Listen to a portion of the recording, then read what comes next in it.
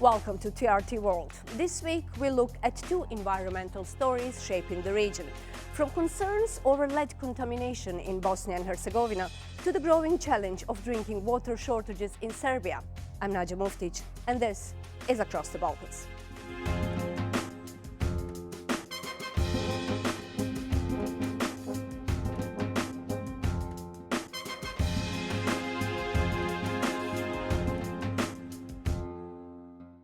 After decades of economic decline, a recently built silver, lead and barite mine once offered hope to the small town on Vares in Bosnia and Herzegovina. However, blood tests revealed that hundreds of residents near the mine were exposed to high levels of lead. As Azra Berbic explains, it thrown the town's future into doubt.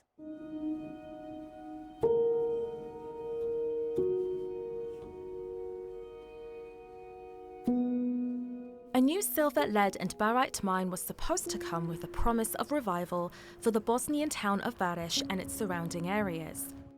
It was built in 2024, along with new roads and houses, to tackle economic decline and a dwindling population.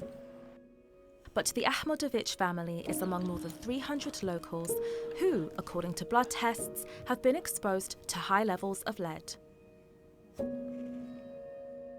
Ovo su nalazi moje djece, moje supruge i moje isto majke. Teško je ostati živjeti ovdje, a teško je i otići napustiti ovu svoju rodnu grudu. Sam ne znam šta raditi.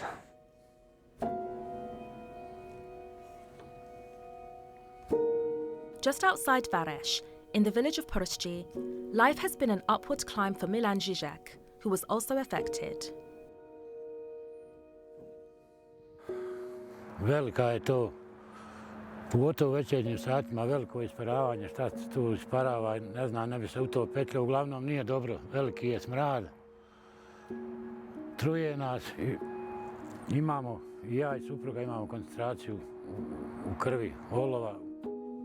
The Zenica-based Institute for Health and Food Safety conducted more than 230 blood tests. Around 23% were seen above 2.8 micrograms per deciliter of blood, and 13% were above 5 micrograms per deciliter, a level at which the World Health Organization recommends identifying and terminating the source of the exposure. High levels of lead can damage the nervous system and the brain, causing learning difficulties in children. The Vares Health Centre said in a report in March that the test results did not show signs of acute lead poisoning, but rather long-term exposure to low-level environmental factors. However, doctors warn that no level of lead exposure is considered completely safe. Sve su stvari gdje najosjetljivija populacija, djeca, imaju već ozbiljne posljedice kada je riječ o teškim metalima, pa evo prije svega i olovu.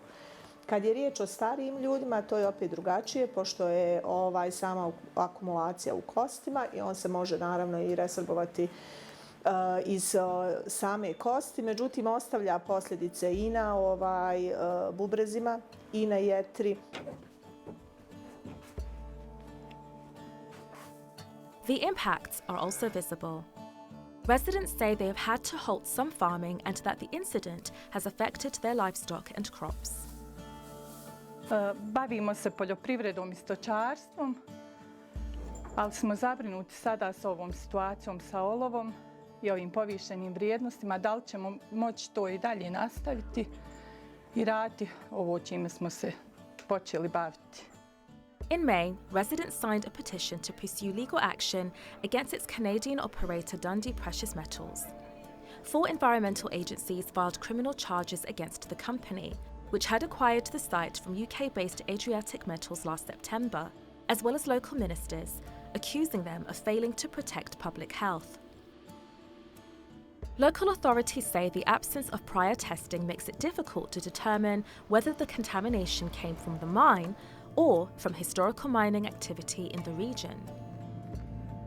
Dundee issued a statement saying it takes environmental matters seriously and is working with authorities. A mine that was meant to represent a new lease of life has become a source of uncertainty for residents here. Beyond the mine's future is the question of whether they too have a future here at all. Azra Berbic, Across the Balkans. For more insight about this lead poisoning case, I'm joined by Azra Berbic, Deputy Director, Foundation Atelier for Community Transformation, ACT. Welcome to Across the Balkans. Thank you for joining us. Thank you for having me. Recent blood tests identified lead in more than 300 residents in Vares. Who is responsible for this? Well, as a local, I am representing Foundation Act, but also I come from a nearby municipality from Vares, Kakanj. I would say that everyone in line is responsible, not only the company, but also all the levels of the government, because people feel left out and not taken care of, and they feel I'm sure that people feel that they cannot trust any levels of government anymore, unfortunately, which is additional now a new problem. Of course, there are many levels of responsibility in this case, and people from the local communities, both in Vares and Kakanj, for many years have been warning the governments of all levels that this might be the issue, that there are health risks, that there are risks to the environment. But unfortunately, the institutions kept giving all the permits, kept supporting the company, which I also need to emphasize that people, especially in Vares, but also all across Bosnia and Herzegovina, are not necessarily against all of these projects and against development. How the narrative has been formed, like if you are opposing some project because of non-transparency, of dishonesty in the process, then naturally you're against all the developments and all the projects. That's not true. People, of course, need development, and people need new jobs, but at what cost? But no one knows whether contamination comes from the newly opened mine or from historical mining activity in the region. Local authorities blame a lack of prior comprehensive testing. Do you think it could have been prevented if the tests had been done beforehand? Yeah, the main issue, so after this situation was, we knew that there are results that people have lead in their blood, but we waited for local community to, say that in their own terms. And we knew that there are like real risks that this might happen. All the waste is left out in open nearby these villages. And also, of course, in the process of transportation of mining ore, it's done through the villages and through local communities. So few years ago, we tried to warn the institutions and try to make them pay more attention to this issue. But what has revealed this situation from the late December of last year and later on in the early spring of this year, when more and more people got tested, is that then the inspection went to the site and did a lot of these reviews. And we found out that the company 5-6 years ago didn't do the baseline tests, the baseline study, in a sense of they don't have the data on what was the situation, let's say, of heavy metals contamination potential in the water, in soil, in air. So we don't have those information. So obviously, it's easy for everyone in this circle whose interest is not to find out who is the responsible for this situation now, to say, okay, but we cannot now say or claim what is the exact source, whether this happened before or did just happen now. I mind you, the change of the ownership of the company happened just at this time last year, around this time last year.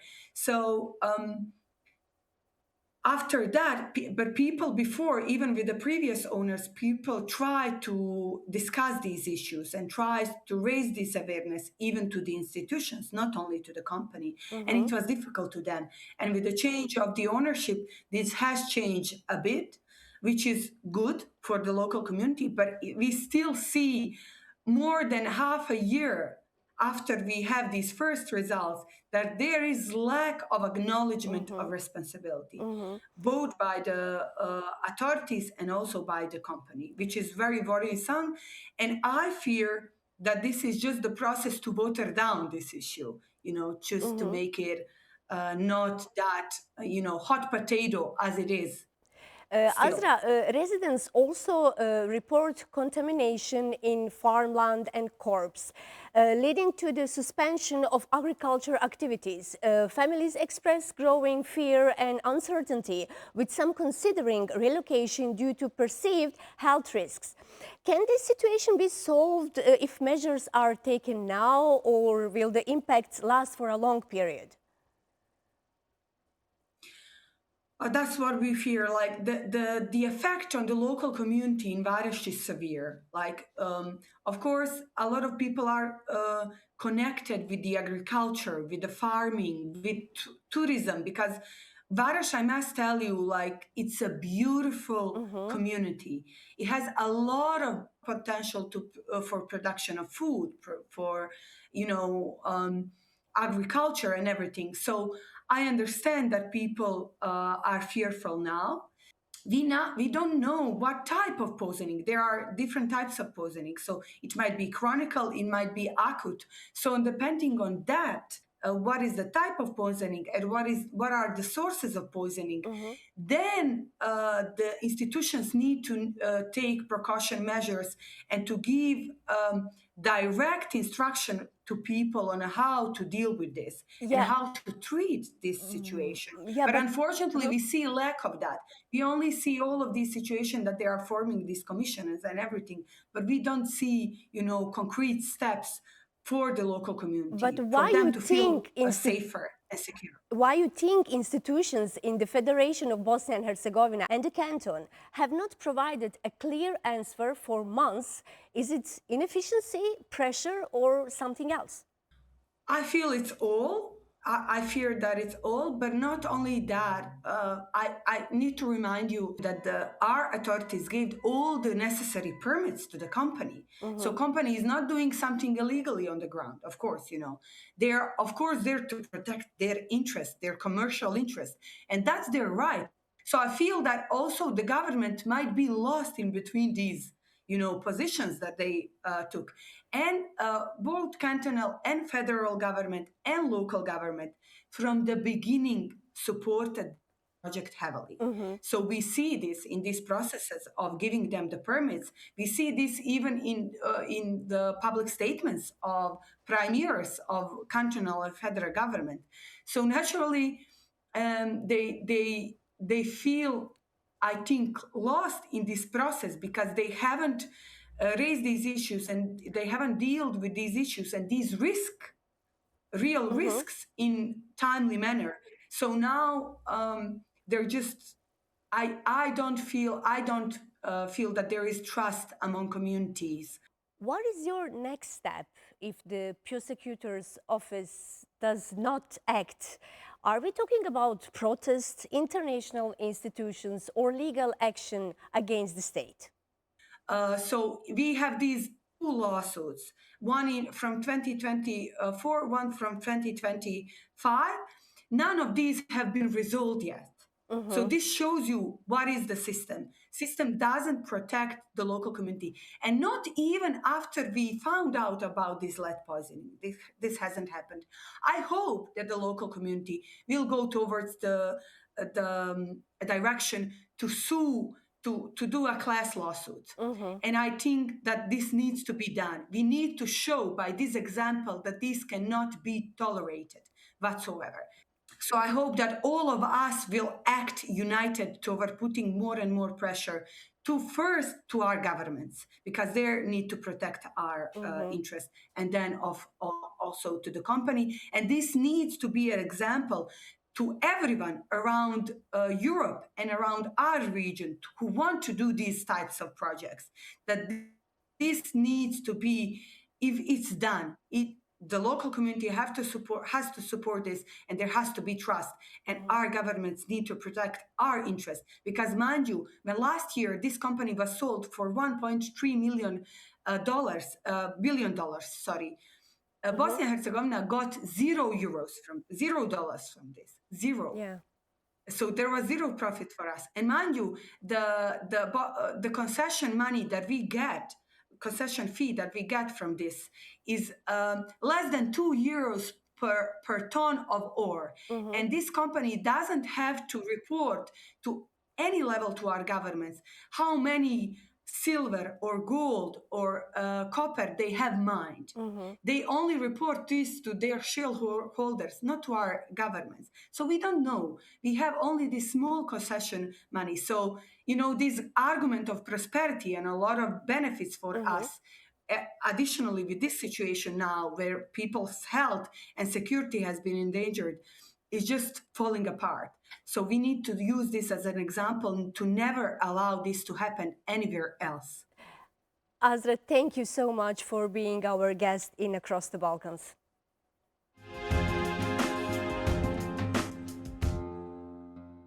Water scarcity is emerging as a critical issue this century. The United Nations estimates that demand could outstrip supply by 40% by 2030. But this threat isn't always due to drat. Often it's neglect. Across Europe, aging pipelines lose a quarter of treated drinking water before it reaches homes. Katarina Petrovic looks at why taps keep running dry. It looks like a thermal spring, somewhere you'd pay to bath. But it's not.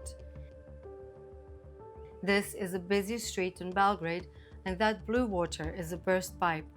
By the time we arrived, it had been running for nearly 3 hours. A nearby neighborhood had no water for the rest of the day.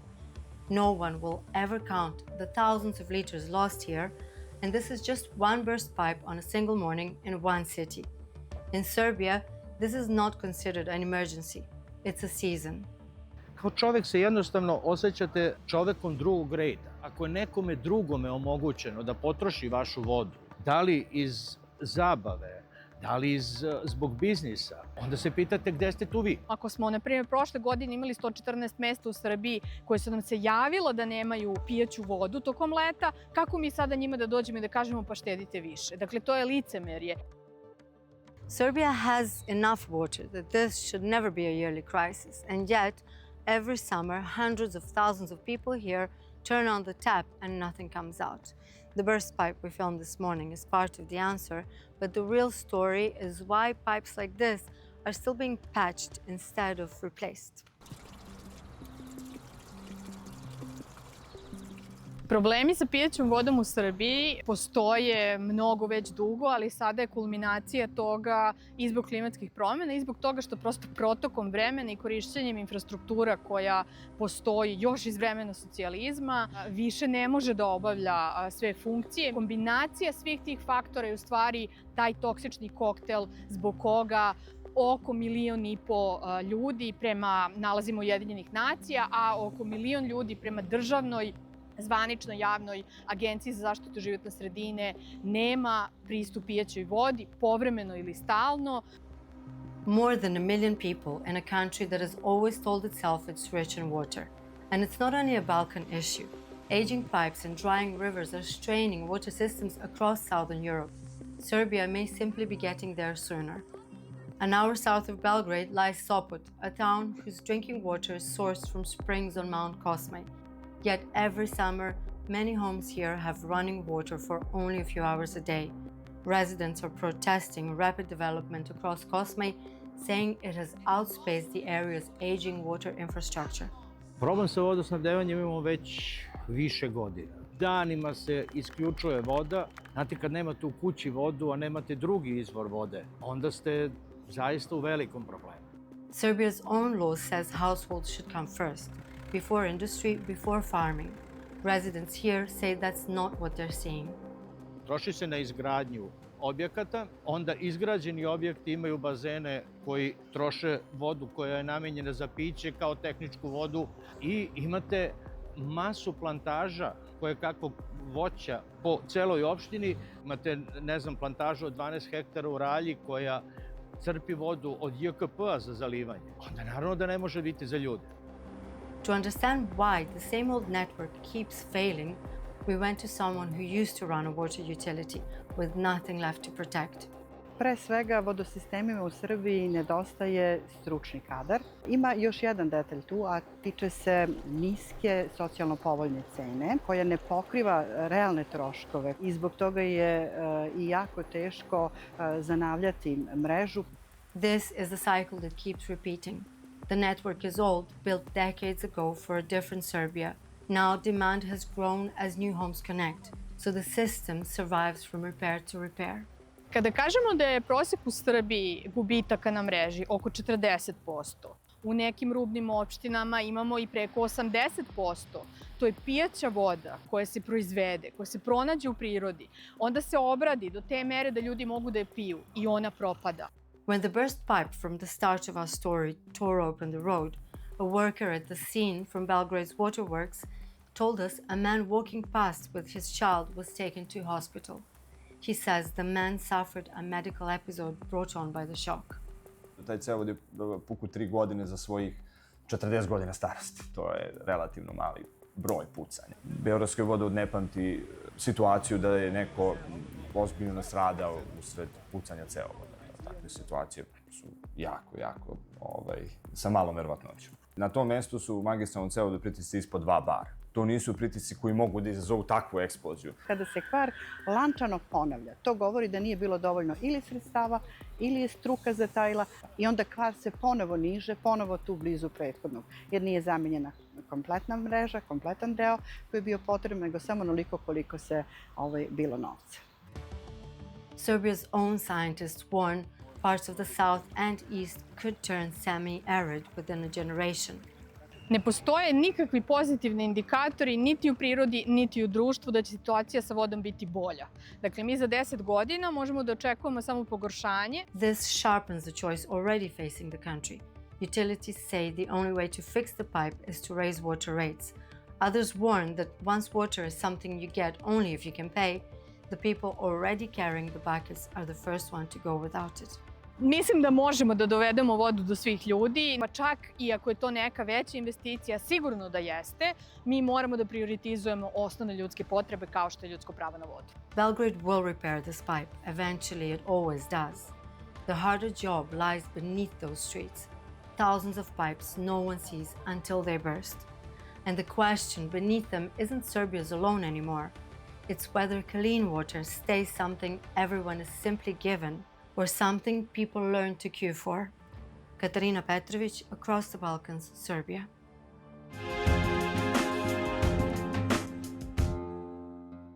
As Europe endures one of its most intense heat waves in recent years, millions are heading to beaches and rivers to cool down. But not all waters are safe for swimming. While Bulgaria, Greece and Croatia have been deemed to rank among the best in quality in the Balkans, the European Union Environment Agency has found that several of Albania's bathing sites rank low. Selin Eshenchai reports on what these findings mean for a region heavily dependent of summer tourism and the appeal of its stunning coastline. Crystal clear waters, golden sands. For the Balkan region, summer tourism isn't just a holiday. It's a vital economic lifeline. And this year, there is plenty to celebrate. From the Atlantic to the Mediterranean, most of Europe's assessed waters are of excellent swimming quality. And a new European Union study ranks the region's coastlines among the cleanest in Europe. Croatia, Greece, and Bulgaria are leading the pack. All three cleared the 95% mark for excellent environmental and microbiological water safety. To protect these pristine spots, Greece is deploying high-tech eco-moorings. The goal is to safeguard marine life from the heavy summer rush. Όταν θα φτιάξουμε σε όλη τη χώρα μας δίκτυο από ναύδετα, τότε και αυτοί που έχουν τα σκάφη θα βαίνουν με ασφάλεια, με ταχύτητα και με ποιότητα τα σκάφη τους και ταυτόχρονα δεν θα χαλιέται και ο βυθός. Decades of wastewater investment are paying off across the Adriatic, the Aegean and the Black Sea. where deep tides and heavy summer sun naturally kill off bacteria. But inland, the picture changes. Heavy summer rains easily wash agricultural runoff and the sewage into slow-moving rivers and lakes. This infrastructure gap is where the system struggles. Albania lands at the bottom of the European monitoring list, battling bacterial contamination at several key sites. With tourism driving regional economies, governments face growing pressure to upgrade inland water grids. Under the EU's Water Framework Directive, member states face a critical 2027 deadline to restore all water bodies to health. Yet, environmental coalitions warn that less than 40% of European surface waters meet EU standards today due to lagging political action. The EU is also tightening rules on chemicals and microplastics. For the Balkans, balancing a booming tourism industry with changing environmental realities remains a multi-billion-dollar chain. Selene Şençay, Across the Balkans. Thank you for watching Across the Balkans. You can follow our stories on social media and TRT World's YouTube channel. That is all from the team this week. I'm Nadia Muftic, and we hope to see you next time.